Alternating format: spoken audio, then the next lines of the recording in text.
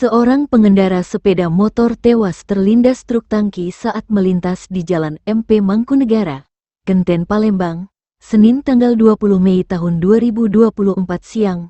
Pengendara sepeda motor yang tewas dilindas kendaraan jenis truk tangki itu diketahui seorang pria. Korban seketika tewas di lokasi kejadian usai disambar truk tangki dari arah yang bersamaan. Kejadian kecelakaan maut ini terjadi lagi di lokasi yang sama tak jauh dari insiden laka maut yang merenggut nyawa Tarisa, 20, mahasiswi UMP pada Senin tanggal 6 Mei tahun 2024 lalu sekitar pukul 14 waktu Indonesia Barat lalu. Merespon kejadian tersebut, PJ Wali Kota Palembang Pak Ratudewa segera datangi lokasi kejadian kecelakaan di Jalan MP Mangkunegara. Siang ini segera Pak Ratudewa akan temui Menteri Perhubungan untuk koordinasi dan bahas masalah angkutan mobil besar ini.